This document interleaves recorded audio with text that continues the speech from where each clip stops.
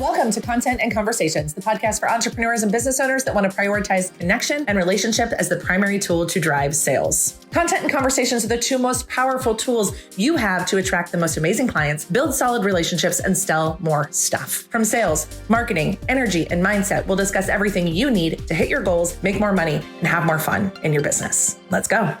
All right. Hello and welcome back to Content and Conversations, where we are going to talk about reach and frequency when it comes to your sales and marketing strategy. So, random fun fact, if you didn't know, I actually started my sales career, basically selling radio advertising in Orlando, Florida in 2005. I worked for a legacy top 40 station. It's still there. They're still top 40. It's just the wildest thing in the world. They're now iHeartRadio, but it was Clear Channel. But that was ultimately my entree into sales. So, I tell you guys, I have 15 years of corporate sales experience.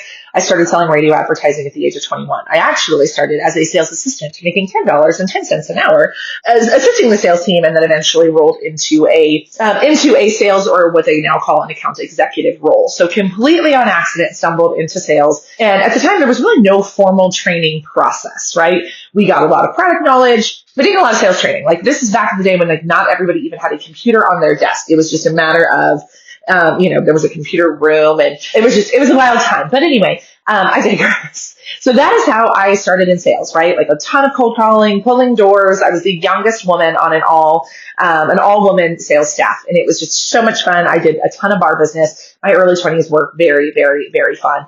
I had a great time. But ultimately, what is important to you in this conversation is the concept of reach and frequency. So when we were selling radio advertising, that was the conversation that we were having with our clients, was about reach and frequency. Because when you sold radio advertising, how you put together campaigns was how many people are we going to reach? And then how often are we going to reach them? And ultimately, we decided whether or not, or how to run a campaign based on that. How many people are you going to reach? Are they the right people at the right time? And then how often are they actually going to hear the message? Because if you did not have a large enough budget for people to hear the message enough times, you just ultimately weren't a fit for radio advertising. So that was literally how it was sold on the concept of reach and frequency. And there's all these really cool tools. And I'm sure they're just extraordinary now, right? With these tools, we could say, hey, this is how many people are listening to this morning show, and this is how many spots or commercials that you would need to run to make sure that people hear your commercial often enough to be compelled into action.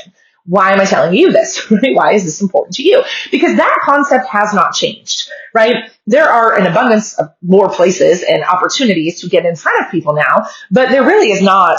The whole concept of marketing and sales and advertising and all the things isn't really different. Like, are we reaching the right people? Are we reaching enough people? And are we reaching them frequently enough to actually compel them into action? And I honestly think that that is the challenge that most business owners have, right? Like, yeah, sometimes we have some messaging issues and sometimes we're not speaking to the right problems.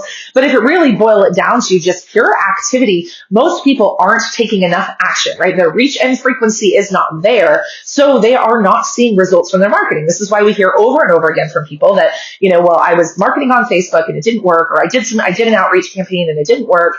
And then when I really dig into the numbers and I dig into the data behind it, the reason that it didn't work is because the reach and frequency wasn't there, right? Either we weren't reaching enough people or we weren't reaching them frequently enough for them to move forward. But this is what creates an epidemic of people that say, I tried this and it didn't work, and I tried that and it didn't work. And, again, there's a million different factors, but at its most basic level, when we put together campaigns for our done for you and our partner clients inside of our agency, is we're looking for reach and frequency. Are we reaching enough people? So for most people, depending on where you are in your business building journey, if you're a newer entrepreneur or newer to business, or you have a smaller audience, your number one activity is audience building. You need more people to see your message, because if you only have, if you have a very small audience, and the way algorithms work and everything on social media, you have this small audience and they're just not seeing it frequently enough for it to be effective. And so your job then at that point in the game is to grow the audience so that you have a large enough pool of people, a large enough pond to fish in, if you will. Because for many of us, our pond isn't big enough to fish in to actually hit our income goals, right? So whether this is your social media following, whether this is your email list, people in your Facebook group, people who follow you on Instagram, people listening to your podcast, people watching your YouTube, right? Like, if you do not have a large enough pool to fish in, that has got to be your number one priority, is growing your audience, because you need to start with reach, right? So you can frequency, your face off, right? You can post a shit ton of content, but if the reach isn't there, then you're dead in the water, right? It doesn't matter how often, you're going to actually wind up burning your audience out, or getting, just people becoming blind to the messaging because you're just selling to the same people or talking to the same people over and over and over again. So if you have a small, and I'm not saying you cannot make some money from a small audience, right? Like you can absolutely positively get to the 6-figure mark with a very small audience. You can just go out into the world, shake hands, meet people, sign clients. So, but for those of you that your goal is hundreds of thousands and millions, right? And you're still in the early stage of business, your number one priority is going to be audience growth, right? But then from there, it becomes the frequency game. And this is something that has changed. And it's funny, I posted a TikTok very recently that, I hate putting this out into the world because, my opinion is subject to change because 3 years ago, I would have given you a different prescription of frequency, right? At the time, attention was easier to get. Algorithms work differently, fewer social media channels. You didn't need to be as present on social media 3 years ago as you do today. Again, if your intention is to get into hundreds of thousands, if not millions of dollars in your business, right? It is important that you are showing up frequently enough for people to see you. So again, people come to me and they're like, well, I'm showing up on social media. And I go and look and their last post was 8 days ago. That is not showing up on social media, my friends, right? And again, we're excessive. I understand content creation is literally what I do for a living, but I'm posting 6 to 8 times every single day on my primary platform, which is Facebook. And then we post 2 to 3 times a day on TikTok. And then we cross post on Instagram. I post a lot of content and a lot of people are like, oh my God, how do you do it? I'm like, it's really freaking easy. I know my ideal client inside and out. I know what's in their head. I know the challenges they're having. I know what's keeping them up at night. I know why they're not having the success that they have. So like the client, it just literally pours at me. And I understand it doesn't work that way for everybody, but really for me, it's about reach and frequency. So every single day we are growing our audience and we do this through Connect Chat, which is our social media prospecting tool. I have a team member who handles that for me. We are consistently friend requesting new people every single day on Facebook, adding new people to our ecosystem every single day. And then I am posting 6 to 8 times a day. So we're adding those new people and then we're constantly updating our message in a way where I have people tell me all the time that, oh my God, Ryan, I see you on social media all the time. Oh my God, like you're all I see. Oh my gosh, how do you do that? And that's the point, right? Like this is literally like you think of like why everybody in the world knows Target and Starbucks and all the big brands, right? We know them because they're marketing, right? We know Apple because of their marketing, right? Because we see it frequently enough that we're like, oh, okay, I know exactly what that is. So it is our job as business owners to build sales and marketing strategies that have the reach and then they have the frequency. So now that's just talking about content marketing. Or social media content. Let's talk about email, right? The number one resistance that I get from most people is like, I don't want to email my list too much. I don't want to be annoying.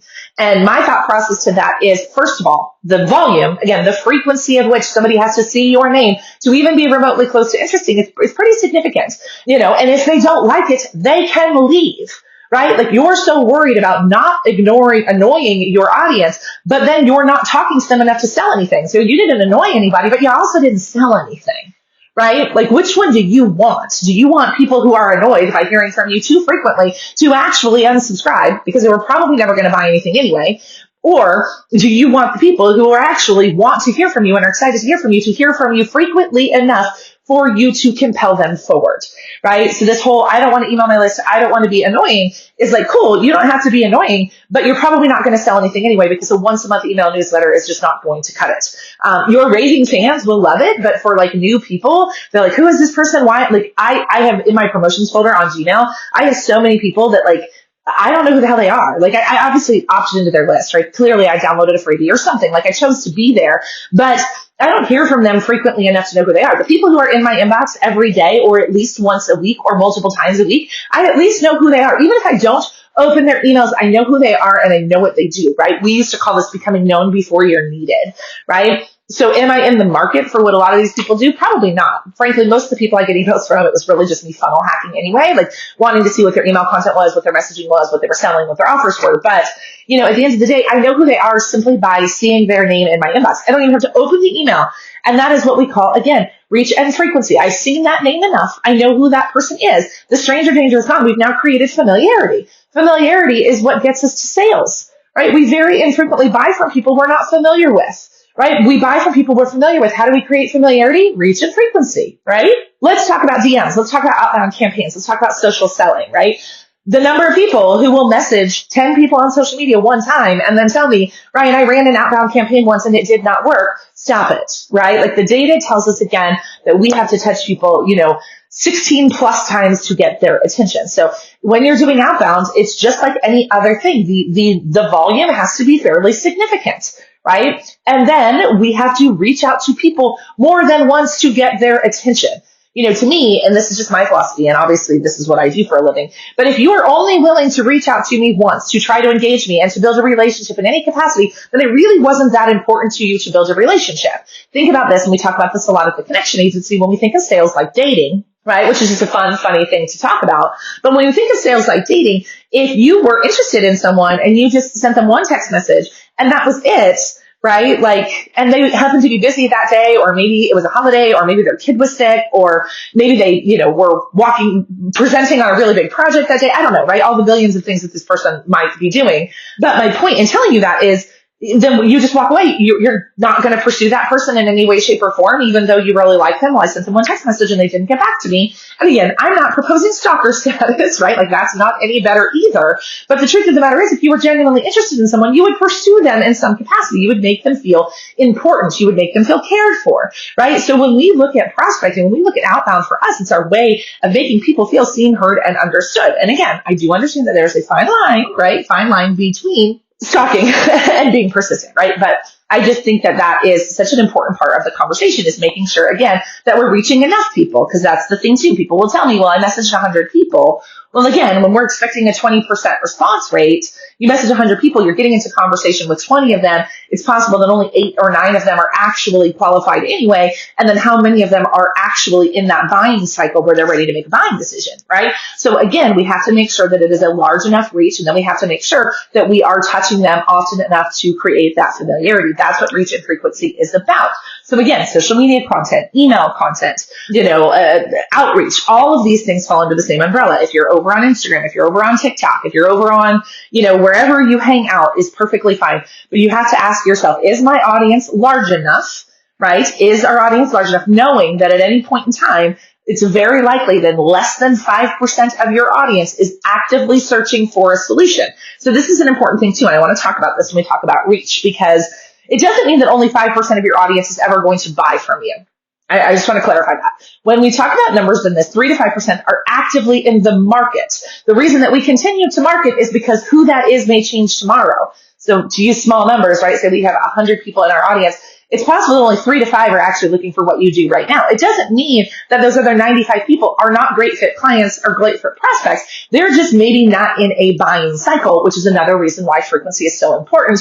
And it's another reason why I throw a lot of rocks at things like launches, challenges, and webinars, because launches, challenges, and webinars are your buying cycle, right? I want you to buy in my buying cycle. People don't buy in your buying cycle. They buy in their own damn buying cycle, which is why, again, the frequency thing comes up. Because if you're not marketing to them when they're in their buying cycle, then, you're not going to have the opportunity, right? So when we think of, again, reach and frequency, it's, are we actively showing up consistently enough? Because again, only 3 to 5% are going to actively be buying. So then we need to think of, well, how big does our audience need to be? How big does our audience need to be to actually help us hit our sales goals? So I've given you a lot of data. I've given you a lot of information. I feel like this is a little dense for such a short podcast, but I want to just be really clear about this, because I think that this is somewhat of the internet guru coaching, what's the word I'm looking for? Epidemic, is that the right word? Where it's just this idea that I should just be able to show up on social media a couple of times a week and say what I need to say, and clients are just going to come flooding in,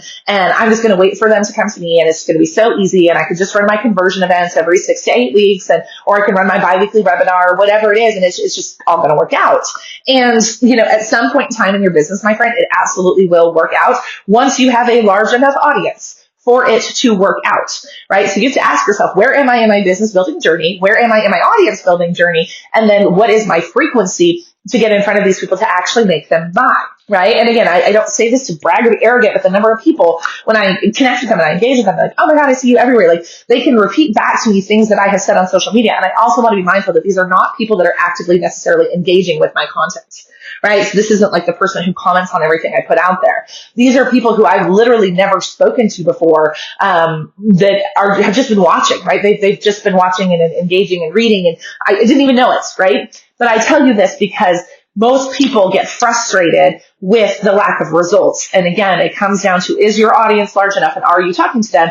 And most people don't have the stick-to-itiveness to just keep showing up despite not seeing results. But what's really powerful about all of this is the compound effect of this, right? So, in the beginning, you start from zero. And then you gain a little bit of momentum and a little bit more momentum, more momentum, more momentum. The momentum is building on top of one another. And so eventually you will get to a tipping point where, yes, every time you post on social media, people are reaching out to you, right? Every time you run a launch or a challenge, people are buying because they're anticipating that buying cycle, right? So that's why launches and challenges work so well, is because people have learned to watch and say, okay, well, I know that so-and-so is in launch, and so I'm ready to buy. But that comes from this building momentum and this compound effect of the activity that we do. We unfortunately live in a society where we have been taught and trained and programmed to believe that I should be able to show up for a week, 2 weeks, 3 weeks, make my millions and go home. And you and I both know that that's not realistic. And it wasn't realistic when I was selling radio advertising, 20 years ago. How many years ago was that? 2005. So 18 years ago, right? Didn't happen then either. And what was interesting is at that time, it was just a very common conversation, right? Is that we were like, no, if you need results in the next 90 days, radio advertising is not for you. We were extremely candid about that. And again, 18 years ago, business looked very different. But unfortunately, nobody wants to be honest enough with you on the internet to tell you that if you pay me, and even if you pay me a premium, I still very likely am not going to be able to get you results immediately. And here's why. Because again, this compound effect of every single day, think of it when it comes to diet and exercise, right? Beginning, we're like, oh, it's just a short run here or a short run there or whatever. And then all of a sudden you're able to run 5 miles and you're able to run 10 miles. But on day one, you couldn't run more than 1 mile, right? But then by day 90, you can easily cruise through 10 if you do the training. If you show up and you follow the training plan and you do it consistently enough, you're going to get a result. Sales and marketing is the exact same thing, right? The biggest nuance to all of this is your messaging, right? Because I do think that there are some people who unfortunately are showing up, and I don't know if this is you, but are showing up in the world, and they are showing up consistently, but their messaging isn't compelling enough. It's very vanilla. It's very bland. It sounds like everybody else. They're not saying the things that they want to say. And that's an entirely other podcast. I probably created some podcasts about this, but today is really just about the brass tacks activities of reach and frequency, audience building, and getting in front of them often enough. So really take some time to evaluate how large is my audience, right? What are my audience building activities that I'm doing every single day? And then what is the frequency of which I'm showing up, and where can I turn that frequency up so that people can see me more often, create more familiarity. So then when I do make offers, people want to buy from me. Because that's the challenge. If you don't show up frequently enough and then you're making offers, you don't have any familiarity, right? You don't have any, what's the word, social currency, right? There's I don't know who this random stranger on the internet is who's making offers. Whereas if they've been reading every single thing you've posted for the past month and then you make an offer, they're going to be way more likely to buy. So look at what is the reach? What is my audience growth strategy? What is my frequency? What is my medium? And then really look at, am I reaching enough people, and am I reaching them frequently enough to compel them into action? Thank you so much for listening. We look forward to seeing you next week. Thank you so much for listening to Content and Conversations. If this was helpful for you, I would love if you would follow along, subscribe, leave a review, and share it with your friends. And we'll see you next week.